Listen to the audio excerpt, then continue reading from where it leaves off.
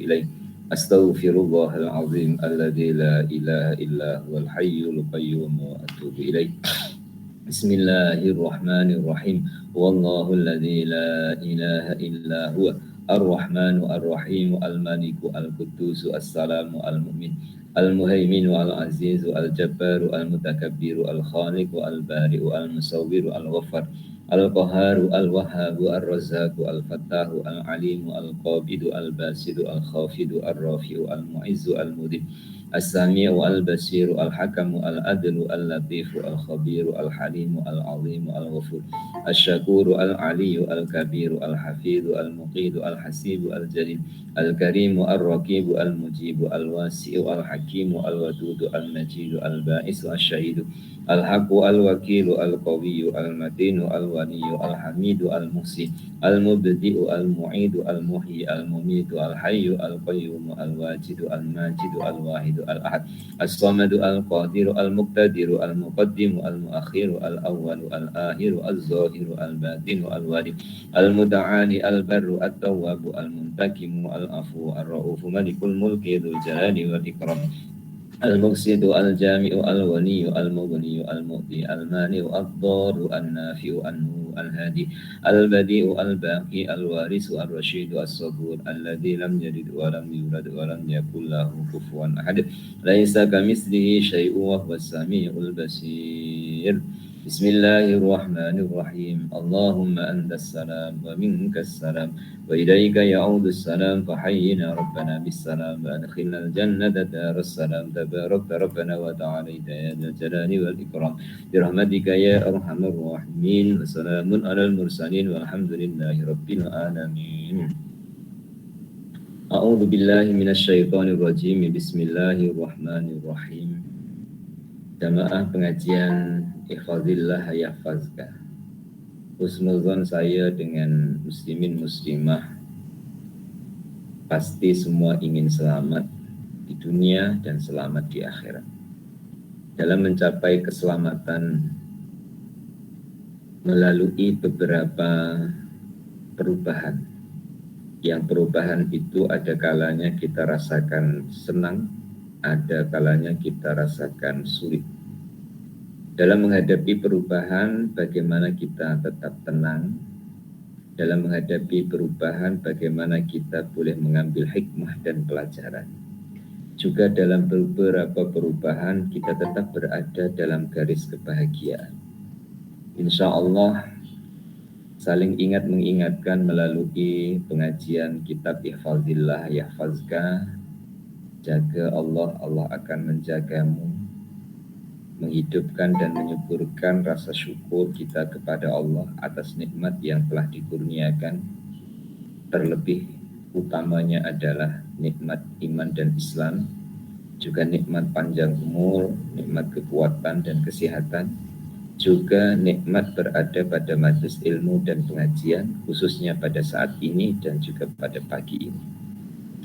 Salam dan salawat kita ke atas junjungan Nabi Agung Rasulullah Muhammad SAW juga salah satu di antara ikhtiar dan usaha untuk tetap berada di jalan kebenaran. Berusaha untuk tetap berada dalam ketenangan. Walaupun berhadapan dengan perubahan, yang perubahan itulah Allah Ta'ala mengenalkan kehendaknya. Perubahan itulah Allah mengenalkan kekuasaannya, dan perubahan itu pula Allah Ta'ala mengenalkan kasih dan sayangnya.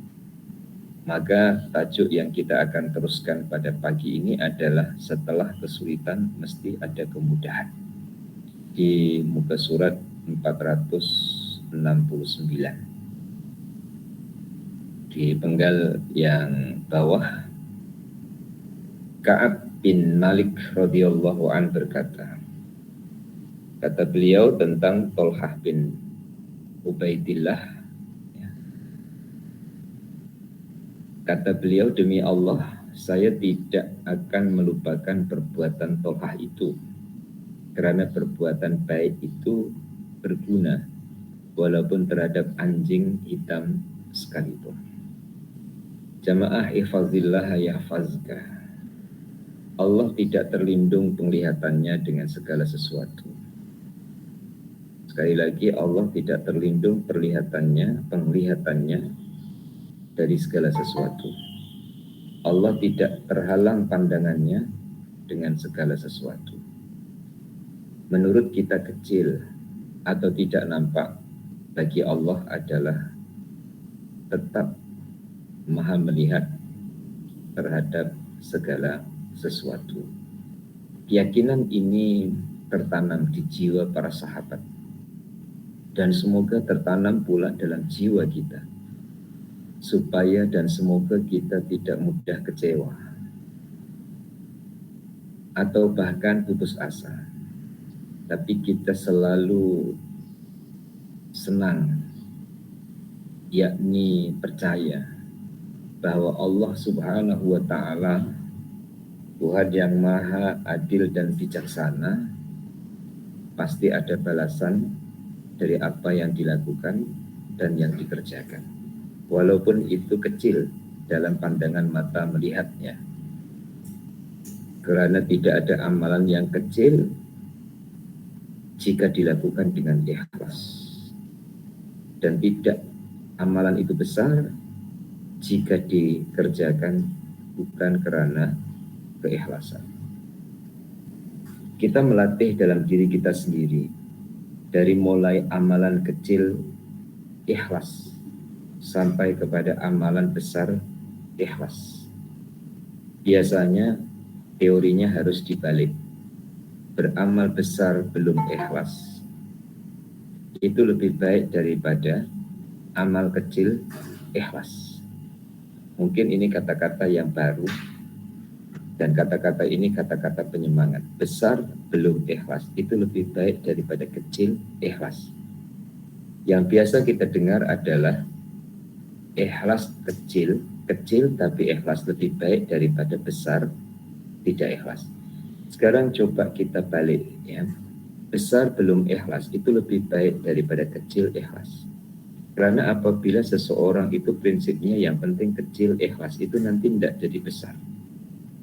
Tapi kalau seseorang itu prinsipnya adalah besar belum ikhlas, ia akan berusaha untuk menjadikan yang besar itu ikhlas. Jika yang besar itu ikhlas, yakni semoga yang besar itu ikhlas, otomatis yang kecil itu ikhlas. Nah, untuk latihan tentu dari kecil. Kemudian untuk memaksa yang lebih baik atau yang lebih besar adalah dengan cara yang besar. Sehingga kita mengenali Allah Ta'ala dan kita melafazkan kalimat takbir saat awal kita sembahyang. Allahu Akbar, sememangnya Allah yang maha besar. Itu apabila kita betul-betul membuat renungan untuk pelajaran kita masing-masing. Contoh ya, dari satu ke berikutnya. Kita beramal 1, Allah akan balas 10. Kita beramal 10, Allah akan balas 100.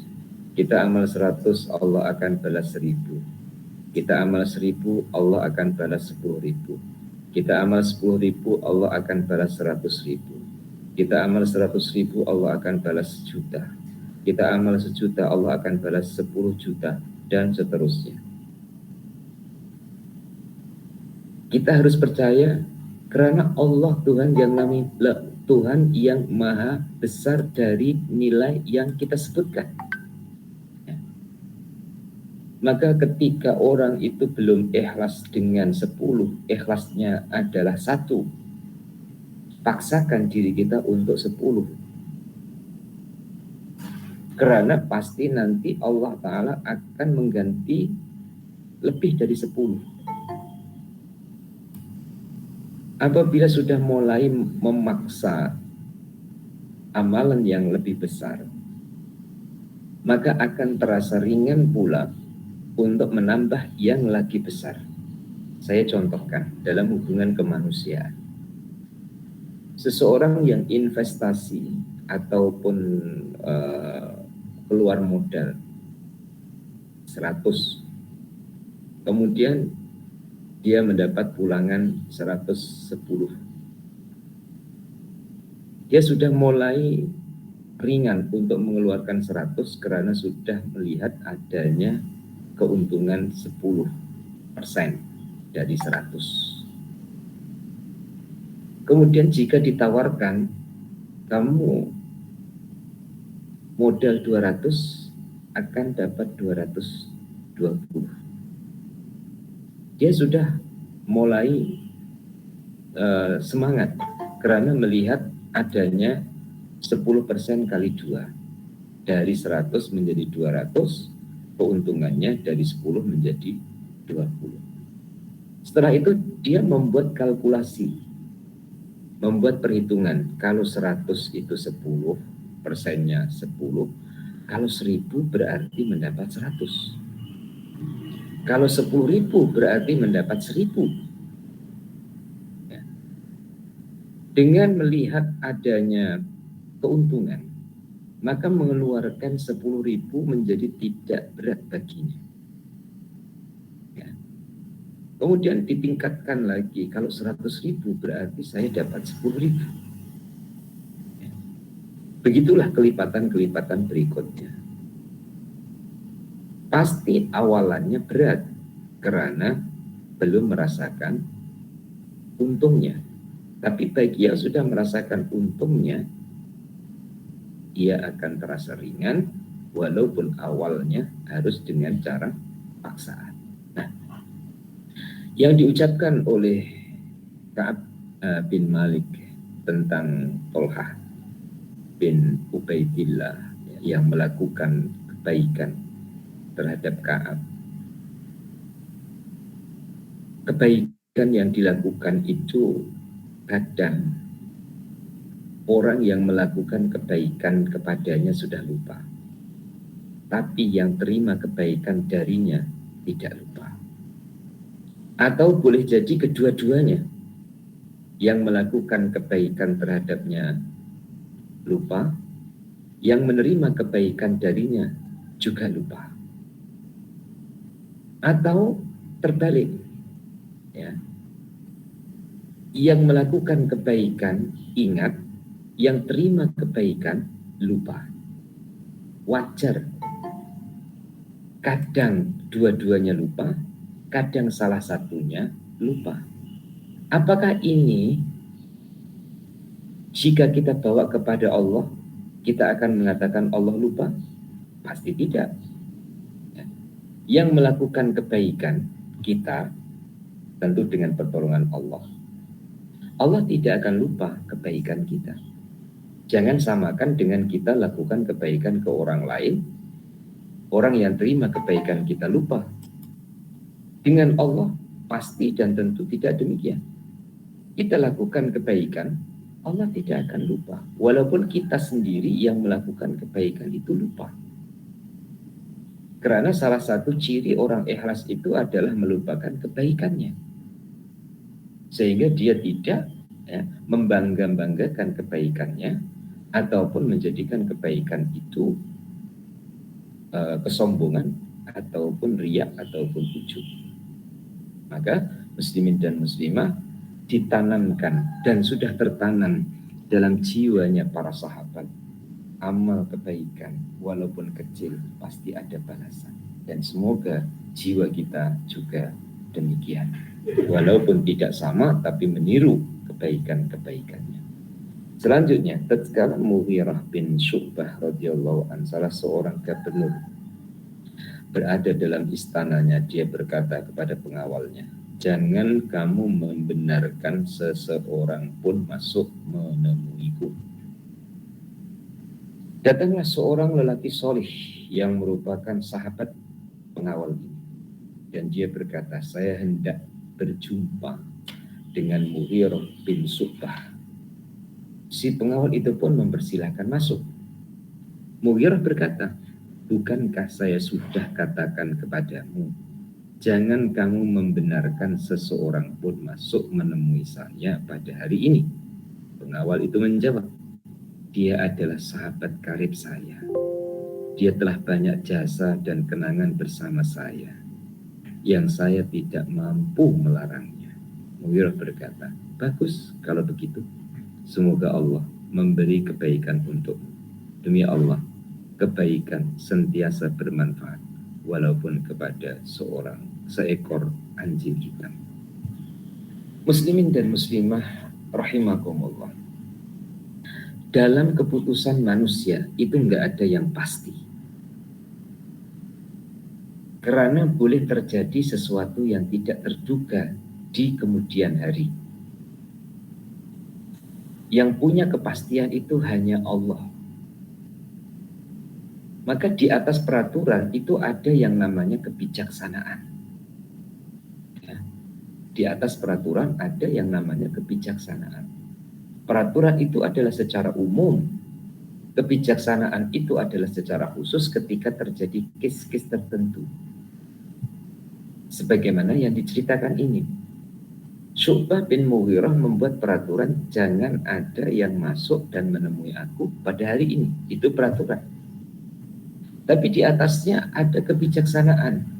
Saat pengawalnya membawa masuk temannya yang punya jasa kepada dirinya, dihadapkan kepada Gubernur Mughirah bin Syu'bah, akhirnya Allah membukakan pintu.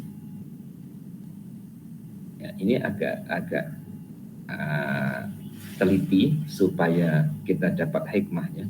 Allah membukakan pintu Gubernur Mughirah bin Syu'bah untuk terima dan juga mencabut keputusannya. Ini ada segitiga berangkai, segitiga serangkai. Satu, Syu'bah bin Mughirah. Dua, pengawalnya. Tiga, kawan dari pengawal. Coba kita perhatikan ya, dari tiga-tiganya ini ya. Satu, Syu'bah bin Mughirah selaku gubernur, pemimpin. Dua, pengawal selaku pekerja yang bekerja dengan gubernur. Tiga, tamu yang datang untuk menemui Mughirah bin Syu'bah. Yang diceritakan dan yang kita akan ambil pelajaran adalah saya potong satu dari tiga. Saya sembunyikan dulu saya sembunyikan dulu Mughirah bin Syu'bah. Saya nampakkan dulu dua orang, yaitu pengawal dan tamu. Pengawal dan tamu ini punya jalur hidup, punya jalan hidup, ya, punya jasa. Tamu ini berjasa di depan pengawal. Ya. Karena tamu ini selalu buat baik kepada pengawalnya Mughirah bin Syu'bah, maka pengawalnya Mughirah bin Syu'bah itu serba salah jika permintaannya tidak dipenuhi. Oke? Berarti pengawalnya Mughirah bin Syu'bah ingin membalas kebaikan yang dilakukan oleh tamu itu. Karena tamu itu telah pun buat kebaikan kepada pengawal itu. Ini dua orang. Ya. Simbiosis mutualisme hubungan dua orang ini diperhatikan oleh Allah. Pasti. Ya. Tetamu membantu pengawal, pengawal pun membantu tetamu. Tapi dunia bukan dua orang. Dunia ada banyak orang. Maka muncullah yang ketiga, Mughirah bin Syu'bah. Bagaimana Allah Subhanahu wa ta'ala memudahkan orang ini yang berbuat kebaikan, yaitu tamu tadi, lewat pengawal bisa ketemu dengan Mughirah bin Syu'bah, dan Mughirah bin Syu'bah boleh menggugurkan peraturan pada hari itu untuk tidak terima tamu dan jangan masuk menemuiku. Berarti di sebalik itu ada radar, di sebalik itu ada sinyal, di sebalik itu ada kehendak-kehendak Allah, kehendak-kehendak ilahiyah yang mengatur, yang memudahkan tetamu ini boleh ketemu dengan Mughirah bin Syu'bah walaupun Mughirah bin Syu'bah sudah membuat keputusan untuk tidak terima tamu. Itulah Allah ya, yang boleh melembutkan hati hamba dan boleh mengubah keputusan hamba. Berarti kesimpulannya, tidak ada yang mustahil bagi Allah. Intinya, mari kita buat kebaikan. Insya Allah, Allah akan buat kemudahan kepada orang yang buat kebaikan. Saya terus terlintas, ya, 2 hari lepas saya beli pokok. Ya. Ada kedai baru jual pokok. Ya, karena di BTQ itu siang jika tidak banyak pokok panas, jadi saya beli pokok. Saya beli pokok itu, orang yang saya beli itu senang sangat karena dia baru buka lahan, bukan kedai, karena di tempat terbuka. Dia senang sangat.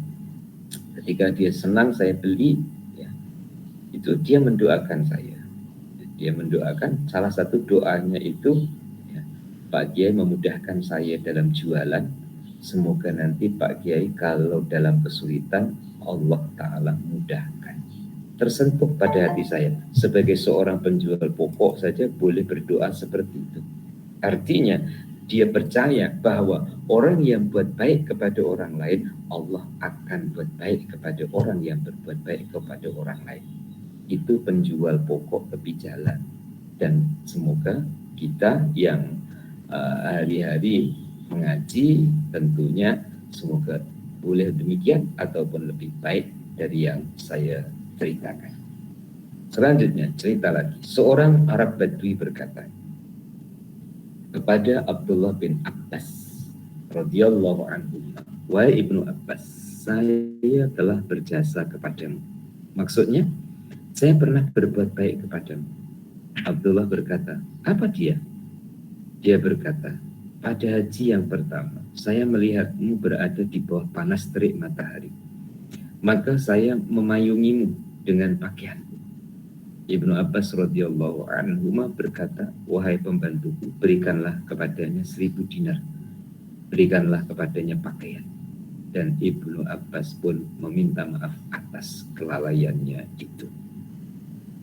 Muslimin dan muslimah, nilai pertolongan itu bukan dari sudut besar kecilnya tenaga yang dikeluarkan ataupun uang yang dikeluarkan, tapi nilainya adalah pada saat ia memerlukan.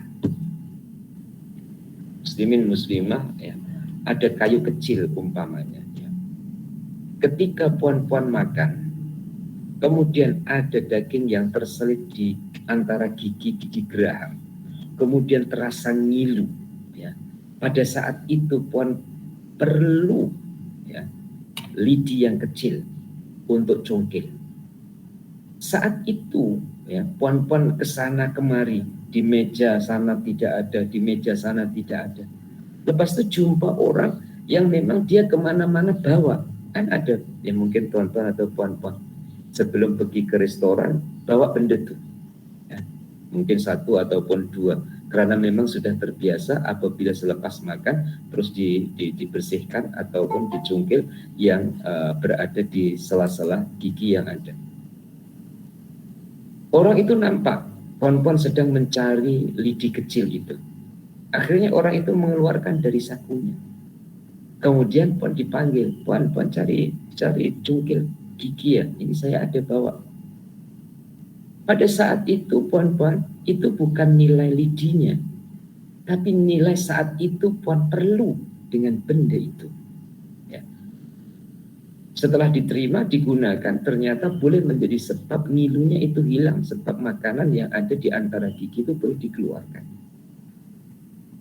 Begitulah gambarannya Ibnu Abbas, ya, pada saat perlu payung ataupun perlu naungan, kemudian dia lupa karena urusan-urusan berikutnya, dan orang itu mengingatkan kembali kepada Ibnu Abbas. Setelah Ibnu Abbas teringat, Ibnu Abbas membalas jasa baiknya, walaupun sekadar memayungi dengan sebagian bajunya ketika hajian. Ibnu Abbas kasih 1000 dinar. Muslimin muslimah, tentu kain itu tidak nilainya tidak sampai 1000 dinar. Dan itu pun kain yang dipakai oleh orang itu. Yang nomor 2, balasan pasti lebih besar dari kebaikan yang dilakukan. Sekali lagi, balasan Allah pasti lebih besar dari kebaikan yang dilakukan. Puan-puan, tuan-tuan, jangan komplain dulu dengan kata-kata saya ini. Karena apabila puan-puan merasakan balasannya kecil, jangan titik, jangan berhenti. Itu adalah yang didahulukan, tapi bukan semua dari balasan kebaikan yang dilakukan. Contoh, puan-puan buat baik. Nilai buat baik itu apabila diuangkan, ya ini contoh saja, 1000. Kemudian puan-puan dibalas 500. Jangan kecewa. Saya 1000 dibalas 500, katanya balasan kebaikan lebih besar dari kebaikan yang dilakukan. Jamaah Ifazillah, intinya jangan komplain. Saya teruskan. Dibalas 500 itu yang didahulukan. 500 itu adalah bonus. Balasan yang sebenar bukan sekarang, nanti rupanya apa? Surga. Kalau cara berpikir kita seperti itu, insya Allah kita akan selalu berbaik sangka dengan Allah Subhanahu wa Ta'ala. Saya buatkan contoh lagi. Ada orang kaya. Orang kaya itu cukup untuk buka kilang dengan duitnya sendiri. Karena dia ada, dia kaya. Kemudian orang kaya tersebut, ya, ini imajinasi saja, ikut mengaji Ihfazillah Yahfazka. Lepas itu tengok kawan-kawan yang ada di Ihfazillah Yahfazka ini ada yang perlu pekerjaan, ataupun perlu income tambahan, atau perlu pemasukan. Akhirnya orang kaya tersebut memberi peluang kepada kawan-kawannya. Siapa yang hendak investasi, siapa yang hendak tanam saham, siapa yang hendak bekerja sama dengan saya, nanti saya bagi keuntungannya. Kawannya percaya karena memang orang ini dapat dipercaya. Ya. Kalau investasi 1.000 ataupun 10.000, ya, nanti saya niagakan, hasil dari perniagaannya saya beri keuntungan. Salah satu dari kawannya teringin, kemudian investasi 10.000. Setelah 1 bulan dihitung keuntungannya, dia diberi 1.000. Ya, diberi 1.000.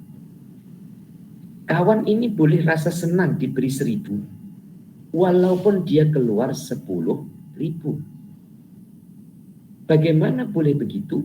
Karena dia memandang yang 1.000 itu bukan pokok. Yang 1.000 itu adalah laba. Yang 1.000 itu adalah bagi hasilnya. Yang 1.000 itu adalah untungnya. Pokoknya masih tetap 10.000. Sehingga bulan depannya ada harapan lagi untuk mendapatkan keuntungan.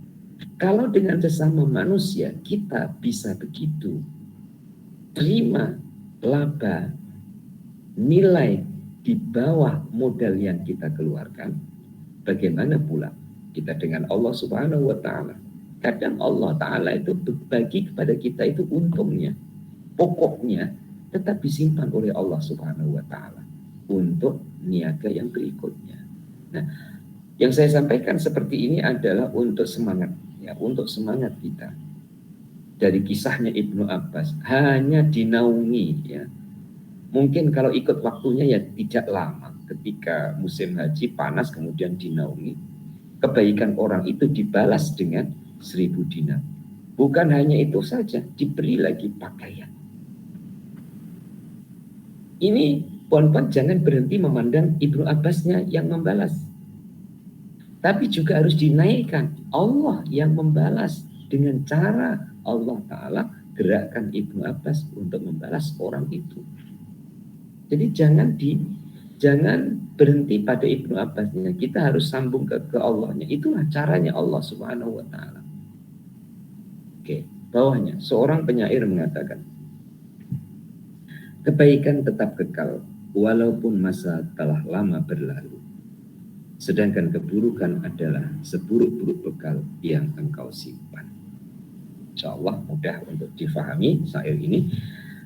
Al-Khutai'ah mengatakan, barang siapa yang melakukan kebaikan, balasannya tiada terlalaikan. Kebaikan antara Allah dan manusia tidak akan lenyap. Muslimin muslimah rahimakumullah. Hakikat, ya, kita boleh buat baik langsung ke Allah, tapi jangan merasa membantu Allah. Allah nggak perlu bantuan kita. Sekali lagi ini saya ulang, ya, kita boleh buat baik langsung ke Allah, tapi jangan merasa membantu Allah. Kalau merasa membantu Allah bahaya, berarti ia merasa Allah perlu bantuan, sedangkan Allah tidak perlu bantuan. Maka akan lebih aman dari segi tauhidnya, bantu hamba-hamba Allah yang memang perlu pertolongan, perlu bantuan. Dan kebaikan yang kita lakukan ke Allah maupun kepada hambanya itu kekal, tidak akan lenyap. Jadi muslimin muslimah yang sama-sama pernah belajar, kebaikan itu boleh hilang dengan adanya ghibah atau mengumpat. Sebenarnya hilang itu adalah dosanya ghibah dibandingkan dengan kebaikan yang dilakukan. Umpama ditimbang, ya, dosanya ghibah itu lebih besar daripada kebaikan yang dilakukan, maka dibahasakan menghilangkan kebaikan. Nah, bagaimana kita melangkah, ya, langkah-langkah kita lain tidak lain, kebaikan-kebaikan yang kita lakukan harus kita latih lillahi ta'ala. Harus kita latih ikhlas karena Allah. Dan harus kita latih Allah yang kuasa untuk mengatur balasannya. Maka andaikan ABC, 3 orang ABC, E membantu B, tidak semestinya E akan mendapatkan bantuan dari B. Boleh jadi Allah Ta'ala membantu E itu dari C atau dari D. Karena E, B, C, D ini adalah dalam naungan dan perhatian Allah Subhanahu wa Ta'ala. Ya. Saya contohkan 4 saja, ya. Dan ini dengan kadar kemampuan akal manusia yang terbatas. Allah jauh luas dan tidak terbatas. E dibantu B. Okay. E dibantu oleh B. B tidak semestinya mendapatkan bantuan dari E. Tapi B boleh mendapatkan bantuan dari D ataupun dari C. Dan itu tidak berhenti. Mata rantai pertolongan Allah Ta'ala tidak berhenti, mata rantai perjalanan hidup tidak berhenti. Ternyata B ini dibantu oleh C. Di kemudian hari nantinya, C ini punya anak lelaki, B punya anak perempuan, akhirnya menjadi besan. Itu boleh jadi. Tapi puan-puan jangan mengatur, biar Allah yang mengaturnya. Yang penting kita buat baik kepada Allah dan kepada sesama. Ya. Dan sebenarnya kita boleh buat baik itu juga dengan pertolongan Allah Subhanahu wa Ta'ala. Mana ada orang boleh buat baik tanpa pertolongan Allah? Tidak ada. Kita boleh buat baik adalah dari pertolongan Allah. Jalan hidup yang selanjutnya, putaran kehidupan yang berikutnya, Allah yang maha luas untuk mengatur, ya, mata rantai atau hubungan itu Allah yang akan aturkan. Enggak sampai akal kita untuk berpikir, enggak sampai. Yang mampu adalah gunakan pemberian Allah untuk kebaikan. Gunakan pemberian Allah untuk fisabilillah. Gunakan pemberian Allah Ta'ala untuk membantu kepada orang lain. Nanti Allah yang akan atur bagaimana, dari mana balasan Allah Ta'ala kepada diri kita. Di bawahnya, maka Rasulullah SAW bersabda, wahai Ka'ab, bergembiralah atas kebaikan pada hari yang telah kamu lalui sejak ibumu melahirkanmu, yaitu di hari di mana Allah menerima taubatmu. Ka'ab berkata, wahai Rasulullah, sebagai bukti bahwa Allah telah menerima taubat saya akan melepaskan seluruh harta saya, karena Allah telah berkenan mengembalikan saya kepada agamanya. Maka sudah menjadi kewajiban saya untuk melepaskan harta dan menafkahkannya di jalan Allah. Dibaca mudah, diamalkan juga insya Allah mudah bagi orang-orang yang dibuka hatinya dan dimudahkan oleh Allah Subhanahu wa Ta'ala. Walaupun belum sama, tapi menirunya. Ya. Kita pahami bersama.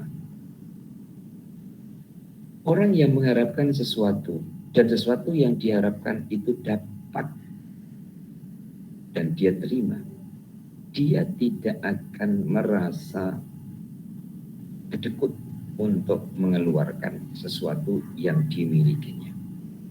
Melainkan orang itu menggunakan matematika ataupun menggunakan perhitungan untung rugi dari kepentingan dirinya. Contoh, puan-puan menginginkan sesuatu, menginginkan buah, mangga. Lepas itu puan-puan dapat mangga, ada orang antar mangga. Sebagai lazimnya akan tanya dari siapa. Kemudian juga akan tanya harganya berapa. Harga umum 1 kg itu 20 ringgit ataupun 20 dolar. Kemudian di-up oleh orang yang bawa mangga itu 50. Puan-puan suka sangat dengan mangga itu. Puan-puan akan bayar 50 walaupun harga di luar itu 20. Ini jenis orang pertama. Jenis orang kedua, dia tidak akan bayar 50. Dia akan tawar. Di luar 20 takkan 50.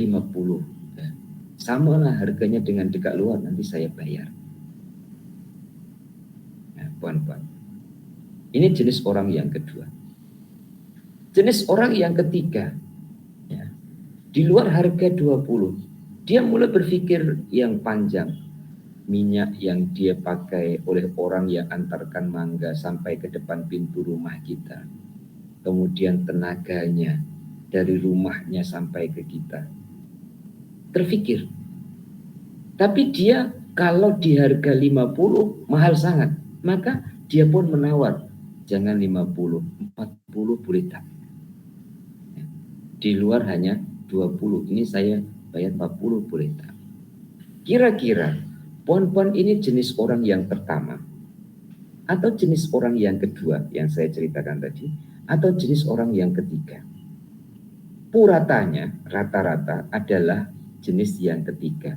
Ya harga di luar 20 karena ini sudah sampai depan rumah dikasih keuntungan yang lebih. Ini kebiasaan. Tapi ada orang yang jenis pertama. Berapa yang dia katakan itulah yang dia keluarkan, yang dia bayar. Muslimin muslimah. Nah, sekarang kembali kepada kisahnya Ka'ab. Dalam hidup ini hubungan dengan Allah Ta'ala yang paling kita perlukan itu rahmat dan pengampunannya.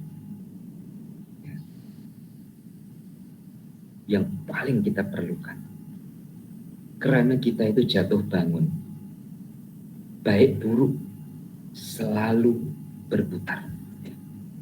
Masa mengaji seperti ini nampak baiknya. Tapi nanti setelah mengaji mungkin buat yang tak baik lagi. Jadi baik buruk, kadang taat maksiat, kadang taat maksiat, ini berputar. Yang kita sangat perlukan adalah rahmat Allah dan pengampunannya. Nah, Ka'ab ini mendapat kabar dari Rasulullah Shallallahu Alaihi Wasallam bahwa Allah Ta'ala telah mengampuninya. Sesuatu yang sangat bernilai dalam pandangan Ka'ab dan sesuatu yang diinginkan diperoleh. Maka Ka'ab dengan rela, dengan terbuka melepaskan hartanya. Toh hakikat harta itu juga dari Allah, dilepaskan dan dinafkahkan di jalan Allah Subhanahu wa Ta'ala. Muslimin dan muslimat, apakah kita bisa menirunya? 100% belum bisa. Tapi setidak-tidaknya, walau tidak 100% adalah sebagian kecil. Ustaz, saya tak dengar Allah mengampuni saya ketidak, Allah merahmati saya ketidak. Puan-puan, saya ajar cerdas. Ya. Dan semoga kecerdasan yang saya sampaikan ini adalah membuka pintu hati kita semua. Kalau puan-puan tanya dan tertanya-tanya di hati, saya tidak dengar Allah mengampuni saya. Saya tak dengar Allah merahmati saya. Puan-puan, ada 3. Ya. Ketika kita jalani hidup ini, kemudian kita buat salah, kita perlu pengampunan Allah. Tandanya Allah mengampuni, kita diberi peluang untuk buat kebaikan.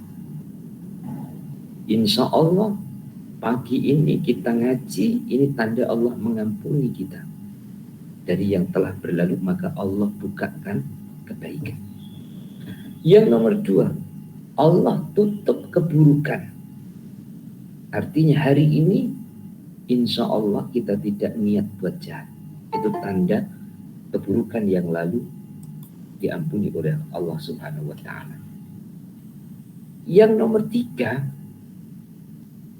Allah Ta'ala bukakan pintu hati kita rasa terima kasih ataupun rasa syukur kita kepada Allah. Ya Allah, saya itu ya begini-begini saja. Engkau bukakan saya boleh mengaji. Engkau tutup pintu saya keinginan-keinginan untuk buat yang tidak baik. Ini adalah tanda Allah mengampuni. Tentu sudah menjawab pertanyaan puan-puan, saya tidak tahu kalau Allah mengampuni saya. Beza dengan Ka'ab dikabarkan oleh Rasulullah. Ya, pada zaman itu bersama dengan Rasulullah. Kemudian saya tidak tahu Allah merahmati saya. Puan-puan, sama-sama dipegang matanya. Mata kita ini dapat buka, dapat lihat, itulah rahmat Allah. Telinga kita pegang, daun telinganya. Kemudian kita boleh dengar melalui daun telinga ini suara boleh terkumpul, ya. Kemudian boleh jelas. Kadang-kadang puan-puan mandi, kemudian masuk air sedikit di telinga kita, orang bercakap itu tidak jelas, ya. Maka dibagi teori, kalau masuk air, masukkan lagi air, ya. Kemudian ya pilingkan ya, sebaliknya supaya air itu keluar. Artinya ada gangguan sedikit, kita sudah tidak nyaman telinga kita ini. Apalagi kalau gangguan itu, Masya Allah, semoga tidak mengena kepada sarafnya. Ini semua Alhamdulillah ya, sehat. Pandanglah, itu adalah rahmat Allah. Semoga sudah memandang demikian, tinggal satu lagi. Rela tak meniru sahabat Ka'ab untuk mengeluarkan dan menggunakan pemberian Allah di jalan Allah. Insya Allah rela ya Allah, Kau telah mengampuni, Engkau telah merahmati, dan Engkau juga telah memberi, ya. Maka yang Kau beri aku gunakan di jalan. Nah, teori yang seperti ini ya, jangan hanya didengar dengan telinga, tapi turunkan untuk kita renungkan dan kita rasakan di hati kita masing-masing.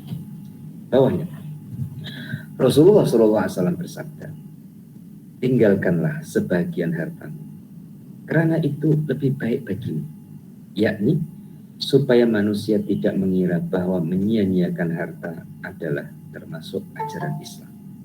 Karena ada sebagian manusia berkata, kita tidak akan memegang 1 dinar atau 1 dirham pun. Lalu mereka meninggalkan ahli keluarga mereka tanpa memiliki apa-apa.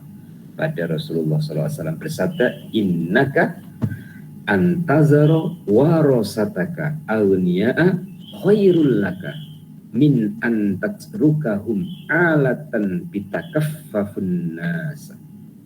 Yang artinya, sesungguhnya bila engkau tinggalkan ahli keluargamu sebagai orang kaya, yakni cukup, maka itu lebih baik daripada engkau tinggalkan mereka miskin meminta-minta kepada manusia.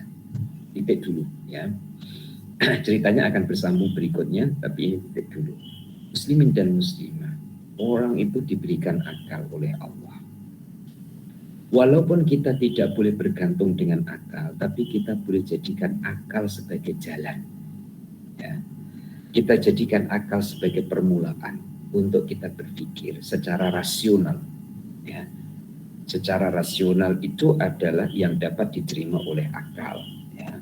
Contoh, 1 ditambah 1 itu 2, itu diterima oleh akal. Yaitu ya, tentang keajaiban yang di luar kemampuan akal untuk berpikir. 1 ditambah 1 jadi 3, jadi 4, 5, 6. Itu di luar kemampuan akal. Tapi minimalnya yang diterima oleh akal terlebih dulu. Ya. Jangan terlalu kita tekan minyak terlalu kuat. Ya, artinya jangan terlalu cepat. Tapi kita gunakan akal ya terlebih dulu. Sehingga ada perkiraan, ada perencanaan. Harus itu, ya, ada perencanaan. Maka dalam kitab suci Al-Quran ini cerita tentang Nabi Yusuf, ya, perkiraan Nabi Yusuf itu bukan minggu, bukan bulan, tapi tahun. Itu pun bukan setahun, 7 tahun membuat kalkulasi, membuat perkiraan. Allah Ta'ala mengajar demikian dari kisahnya Nabi Yusuf. Maka pada saat kita menjalani hidup, kita perlu dunia. Keperluan-keperluan yang kita perlukan harus kita adakan. Contohnya, hari ini memerlukan 50 ringgit ataupun 50.000 rupiah untuk sara hidup keluarga. Harus kita adakan. Ternyata Allah Ta'ala memberi lebih. Ya, memberi lebih dari keperluan kita hari ini. Kita buat perencanaan untuk hari esok. Hari ini 50, hari esok 50. Perencanaan hari esok sudah ada. Perencanaan hari lusa. Sampai perencanaan 1 bulan. Kira-kira keperluan dalam 1 bulan adalah sekian. Bila perharinya sekian, kali 30 hari adalah sekian. Ini akal. Peranan akal untuk berpikir. Agar supaya hari yang dilaluinya sudah ada persiapan. Dan ini tidak mengurangkan tawakal. Karena seseorang tetap tawakal kepada Allah walaupun tangannya bersama dengan hartanya. Sekali lagi, orang itu tetap tawakal kepada Allah walaupun tangannya tetap bersama harta. Orang itu siapa? Orang itu adalah orang yang percaya di tangan Allah lebih dekat dari yang di tangannya. Sekali lagi, orang itu siapa? Orang yang percaya di tangan Allah lebih dekat dari yang di tangannya. Yang menjadi masalah pada diri kita, khususnya saya sendiri, kadang kita merasa yang di tangan kita itu lebih dekat dari yang di tangan Allah.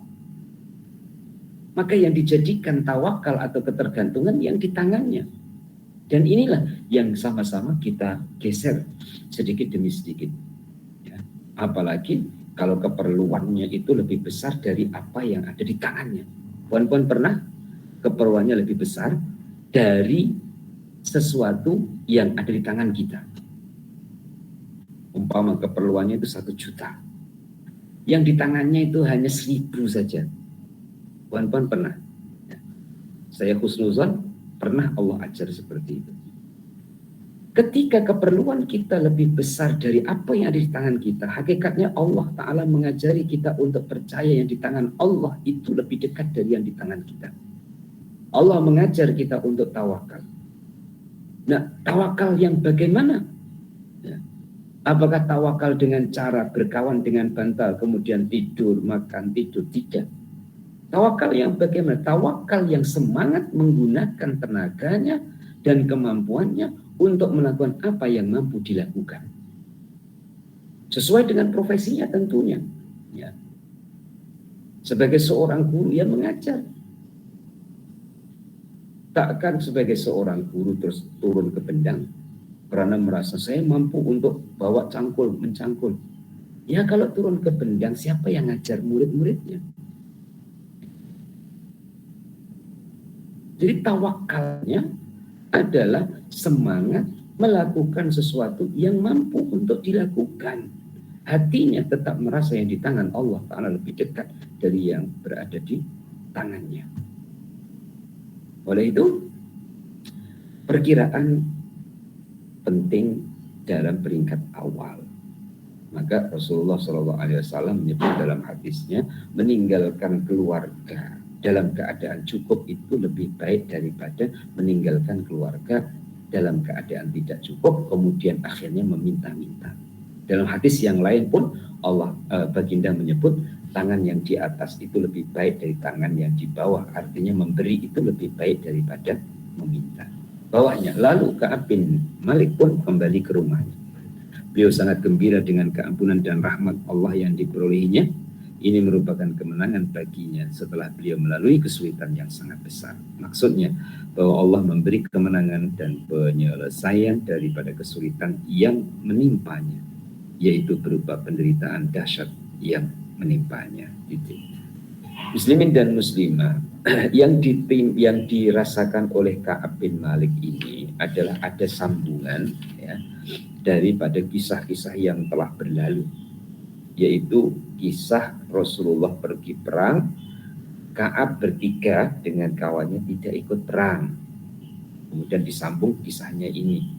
Akhirnya Rasulullah SAW dengan para sahabatnya tidak berbicara dengan Ka'ab dan melarang sahabat-sahabat lain berbicara dengan Ka'ab, sampailah turun wahyu dari Allah Subhanahu wa taala, wa 'alas salasatil ladzina khulifu hatta idza dhaqat, sampai akhir ayat, yang di dalam ayat itu menyampaikan tentang Allah telah mengampuni 3 orang yang tidak ikut perang setelah dibiarkan dan tidak diajak berbicara dalam tempo 1 bulan lebih ya. Kemudian Ka'ab mendengar kabar dari Rasulullah sangat gembira. Berarti yang difikirkan oleh Ka'ab bukan kerugian dari segi harta benda, tapi yang difikirkan oleh Ka'ab adalah kerugian dari sudut keyakinan dan keimanannya ya. Dan ini jarang ya, era kita kerugian diukur dari sisi iman. Umumnya adalah kerugian diukur dari segi kekayaan. Maka sangat-sangat bersyukur awal pagi kita boleh berzikir sekurang-kurangnya alhamdulillah. Itu sangat bernilai di sisi Allah Subhanahu wa taala.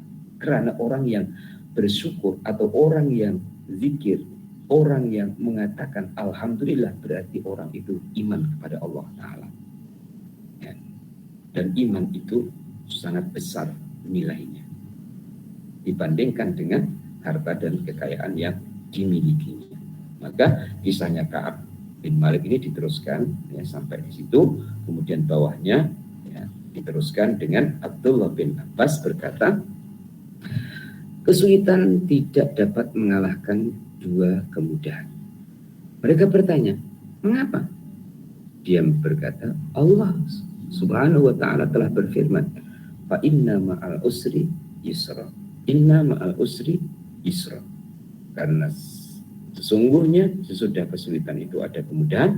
Dan sesungguhnya sudah kesulitan itu ada kemudahan. Allah menyebut kemudahan 2 kali. Dan menyebut kesulitan hanya sekali saja. Karena kesulitan atau al-usru, kata ma'rifat yang menggunakan huruf alif dan lam yang menunjukkan satu. Sedangkan kemudahan itu dengan kata yusron, kata nakiroh. Tandanya nakiroh tidak ada alif lam yang artinya berbilang dan banyak. Perhatikan dari sudut penulisannya, penulisan al-usri dan penulisan yusron. Al-usri ada alif lam, itu tanda satu. Yusron tidak ada alif lam, itu tanda banyak. Sebagaimana contoh ya, yang mudah saja, masjid tanpa alif lam itu umum. Tapi kalau sudah alif lam, al-masjidu, itu sudah khusus, hanya satu masjid itu saja yang dimaksudkan. Tapi kalau tanpa alif lam, masjidun itu artinya masjid banyak. Nah, dalam susunan kata ayat ini, yusron tidak ada alif lam, menunjukkan kemudahan lebih banyak dari kesulitan. Kesulitannya satu, kemudahannya banyak. Nah, ini dari sudut tata bahasa ataupun grammar bahasa Arab. Kemudian dalam pandangan Ibnu Abbas, kesulitan hanya satu, kemudahan 2. Maka kemudahan tidak akan, 2 kemudahan tidak akan dapat dikalahkan dengan satu kesulitan. Artinya pasti kesulitan itu akan ada kemudahan. Selanjutnya, tatkala seorang muslim mengalami kesulitan, seharusnya dia mengangkat tangannya kepada Allah. Karena tidak ada yang dapat membebaskan kesulitan selain Allah. Sebagaimana firman Allah, a'udzubillahi minasyaitonirrajim, amman yujibul mutarra idza da'ahu wa yakshifus su'a. Siapakah yang memperkenankan doa orang yang dalam kesulitan apabila ia berdoa kepadanya? Dan siapa yang menghilangkan kesulitan? Surah An-Naml ayat 62. Muslimin muslimah, dari sekian yang ikut mengaji, adakah sekarang ini puan-puan berada dalam kesulitan? Atau puan-puan berada dalam kesulitan tapi tidak merasa kesulitan? Atau tuan-tuan dan puan-puan sama sekali tidak merasa adanya kesulitan? Ada 3 juga untuk mengukur diri kita. 1, adakah kita merasa berada dalam kesulitan? Nomor 2, adakah kita merasa berada dalam kesulitan tapi kita percaya adanya pertolongan?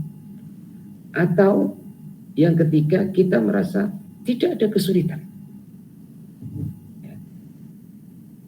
Tingkatan orang berbeza, maka saya jelaskan satu-satunya.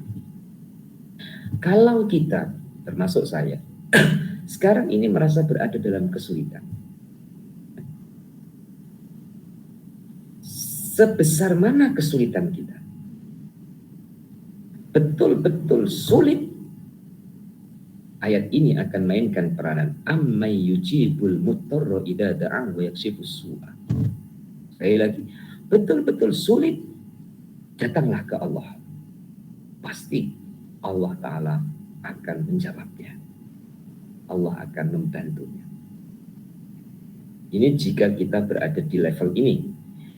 Jika kita berada di level 2, ya kita berada dalam kesulitan, tapi kita merasa Allah kuasa membantu dan Allah kuasa untuk menghilangkan kesulitan. Maka tengah-tengah, ya kadang senyum, kadang susah. Nah ya, wajar. Ya. Kadang sedih, kadang gembira. Kalau ingat masalahnya ya sedih. Kalau dilupakan oleh Allah, ya susah. Maka orang ini adalah naik turun, naik turun, naik turun. Kalau yang pertama tadi turun di bawah, ini sudah mulai naik, naik, kemudian turun lagi, naik turun lagi. Ya. Atau kita di level yang ketiga. Di level yang ketiga ini sudah tidak merasa susahnya. ia merasa senangnya, mudah. Ya. Sebab yang sudah-sudah, yang paling sulit sekalipun dalam hidupku, nyatanya ya mudah. Masya Allah. Dari mula kelahiran, lahir ke dunia, tidak bisa apa-apa. Ya. Jangankan jalan, makan itu loh belum bisa. Sulit. Ya. Itu pon-pon tak doa pun. Ya. Karena memang belum bisa doa. Allah Ta'ala yang aturkan.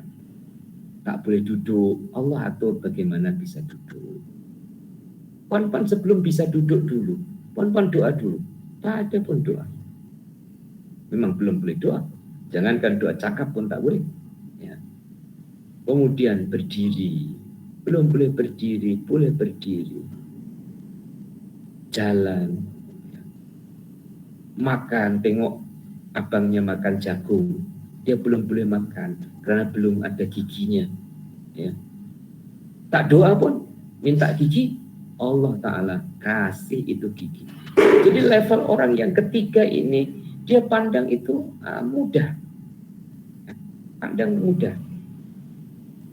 Tapi level 3 ini setelah melalui level 1 dan 2. Nah, orang yang seperti ini, puan-puan, tidak mengada-ada. Jadi puan-puan jangan ikut-ikut orang yang level 3 ini. Kalau puan-puan memang belum sampai levelnya, belum sampai derajatnya, belum sampai tahapnya. Karena nanti puan-puan akan jadi mengada-ada. Sebenarnya bukan gitu, cakapnya begitu. Sebenarnya di hatinya bukan macam itu, cakapnya macam itu. Artinya, akhirnya cakap tak serupa bikin, hanya cakap besar saja, ya. Tapi hatinya kosong. Ya, muslimin muslimah, ayat amma yujibul mutarra, tahap yang pertama. Ya. Kalau memang betul-betul terasa sulit, ayo kita datang ke Allah. Kalau kita sudah di level 2, bukan berarti meninggalkan Allah. Ya tetap, ayo dengan Allah. Karena tanpa dengan Allah atau tanpa Allah, sulit tidak akan berubah menjadi mudah, akan sulit terus. Ya. Kemudian ayat berikutnya, fa idza raqibu fil fulki da'awullaha mukhlisina lahud. Maka apabila mereka menaiki kapal, mereka berdoa kepada Allah dengan memurnikan ketaatan kepadanya saat tidak ada harapan, melainkan Allah yang bisa diharapkan. Itulah mukhlisina lahud. Dalam pepatah Arab dikatakan, apabila tali terlalu tegang, dia akan terputus. Maksudnya, apabila kesulitan semakin dahsyat, niscaya Allah akan memudahkannya. Muslimin dan muslimah, terserah yang mengartikan pepatah Arab, apabila tali terlalu tegang dia akan terputus. Bisa juga diartikan kalau orang itu terlalu kuat berpikirnya boleh jadi gila, artinya putus sarafnya. Maka ya tengah-tengah saja. Ya. Yang diartikan di sini ini arti yang positif. Kalau semakin tegang, kuat tarikan kesulitan, maka akan putus kesulitan itu berganti dengan kemudahan. Muslimin muslimah jamaah pengajian Ihfazillah ya Faska, untuk hari ini saya cukupkan ini dulu. Insyaallah yang akan datang di penghujungnya adalah beberapa pelajaran ataupun faidah daripada hadis dan kisah Ka'ab bin Malik yang agak panjang lebar dikisahkan di pertemuan yang lalu, ya, dan juga disambung pada hari ini. Kemudian untuk faidah ataupun pelajarannya 1, 2, 3, 4, 5, 6 dan seterusnya kita akan sambung pada pertemuan yang akan datang. Kemungkinan 1 lagi pertemuan atau 2 lagi pertemuan kitab ini sudah khatam, ya, insyaallah. Muslimin muslimah rahimakumullah, ya. Keberadaan kita di bulan Muharram, ya, ini sudah pun melepasi hari Asyura, ya, sudah pula akan mendekati hari pertengahan bulan ataupun Yaumul Bid, ya, hari-hari putih. Dan pada hari ini Allah pertemukan kita dalam pengajian berkitab yaitu Ihfazillah Yahfazka. Kita akhiri bersama dengan bacaan doa. Bismillahirrahmanirrahim.